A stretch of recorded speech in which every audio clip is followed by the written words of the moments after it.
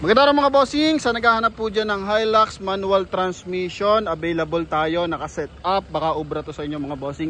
2017 year model ng Toyota Hilux G na yung kanyang mags pang FJ Cruiser, tapos naka steel bumper, naka steel stepboard, then harap likod yung ating steel bumper, naka-upgrade din yung kanyang taillight mga bossing.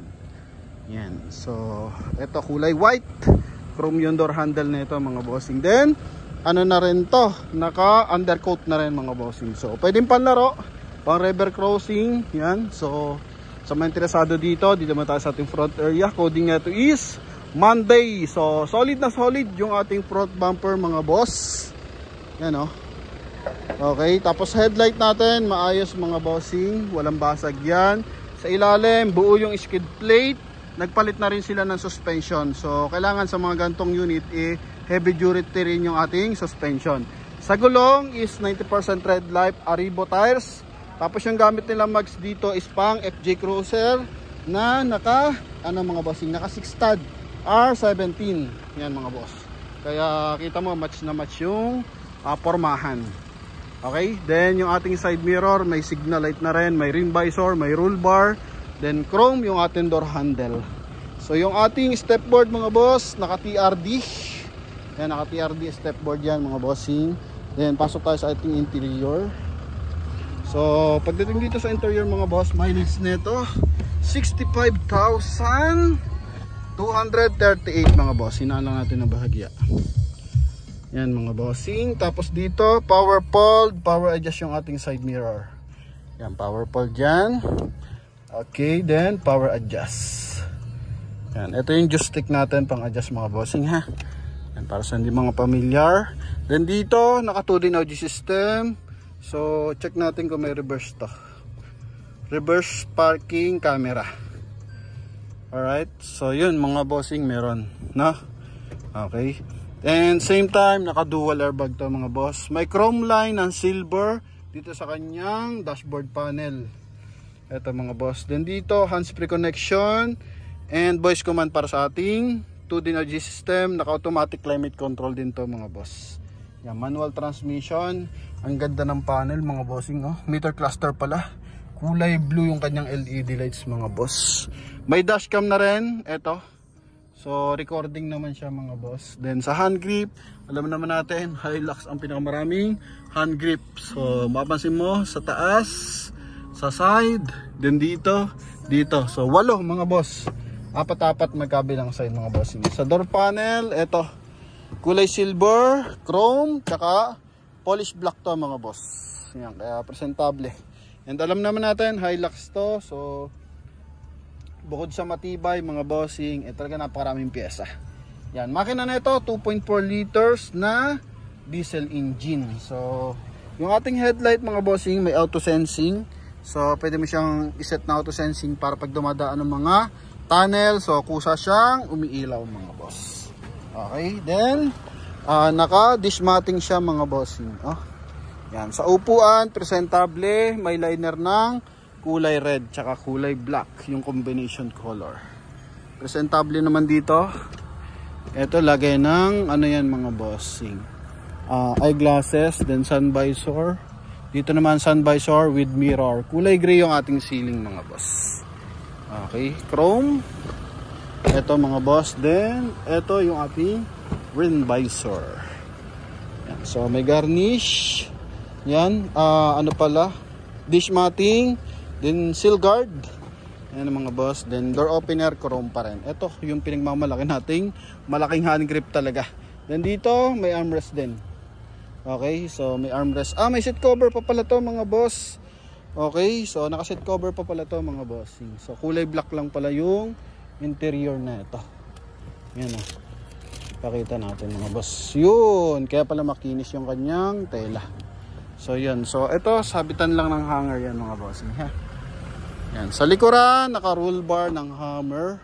Swak na swak dito sa ating Hilux. Yan. So ito mga bossing. Yung likuran. So buo naman yung ating bed liner mga boss. Maayos din yung ating tailgate. Yan. So wala naman siya mga yupe. May mga dumi lang mga boss kasi nasa labas to eh. Alright. Then sa likod, ito heavy duty, steel bumper din mga bossing. So kahit panghatakan, pwede talaga. Okay, Hammer yung ginamit nilang brand name. Then dito is I think may panlagayan ata din to sa bike mga boss. Ito, not sure lang kung para sa bike to mga bossing ha. Tapos naka ano na to, reverse parking sensor, 4, then reverse parking camera, then line ng dashcam. Yan. So ito, naka ano na rin to mga bossing, naka LED. Okay, kaya mapapansin mo is naka smoke lens yung ating taillight mga boss. Tapos ating exhaust NHK, HKS pala mga bossing. So upgraded. Then brand new yung ating sport tire mga bossing, no? Yan, no? Ganda ng mugs. Yan. So sa mga interesado dito mga boss, ito. Chine-check na natin maigi. Ito mga may minor scratches lang, pero walang malaking dento. Kahit yung kanyang bumper. Yan. Interior sa kabilang side. Oh. Yung mga gamit natin, I think nandito ba sa ilalim? Yun. So check natin. Okay, so yung jack nandito, mga boss. Sa panel natin, buo naman mga bossing, wala naman yupe. Okay, so check natin kung anong gamit na tint. Walang branding yung gamit na tint mga boss. Hypotech mount ang gamit nating dish matting mga boss. Then dito glove box mga boss. Then polish black dito sa ating dashboard. Yan. As in presentable naman to mga boss. Yung dalo available natin susi dito. Yan. Right. Ilaw lang to mga boss. Naka LED na rin. So check natin syempre yung ating engine bay. Yan. So ito tayo sa engine bay mga boss. Na-discuss naman natin power fold, power adjust yung ating side mirror. Sa park light, pailawin din natin yung mga ilaw mga boss. Para at least magkaroon tayo ng idea ng ilaw sa likuran.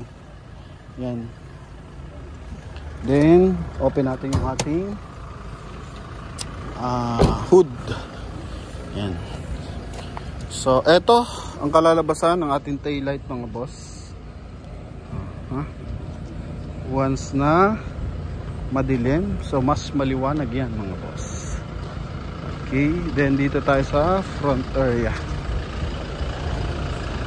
Yan, so naka LED yung ating bulb. As dito sa baba, naka LED din yung ating dilaw na ilaw mga boss. Sa hood, so wala naman UP yung hood natin mga bossing. Okay, dito naka chrome accent. Angat lang natin mga boss. Wah, bigat. Hoy mga boss. Makina natin 2.4 liters diesel engine, naka Amaron battery yan. Naka ABS. Walang mga leakage to mga boss. Perfect na perfect. 2.4 liters na turbo diesel. Buo yung ating hood tsaka yung ating insulator. Yan mga boss. Walang punit or basag yung ating mga panel mga boss. Siguro pinaporma tapos hindi naman nagamit. Wala ring UP mga boss, no? Okay, so ayan, sa mga interesado dito mga bossing, eto, pwede nyo makuha. Ang presyo nila dito mga bossing, nalimutan ko atang banggitin mga boss. Ang presyo nila 830. Yan, 830 mga bossing, or 825 for walk-in. Pero sa atin mga boss, makukuha mo lang to sa halagang 760,000 kasama yung transfer of ownership mga boss, no?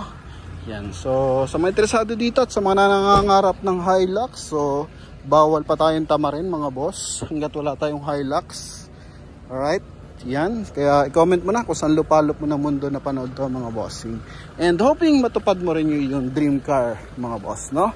Ano man yung nasa laman ng iyong pusong unit. So yan mga boss, by the meantime, kung wala pa tayong pambili, suportahan muna natin yung ating mga kapwa nangangarap sa ating Toyota Hilux. So yun lamang mga bossing. Thank you very much. God bless and bye-bye.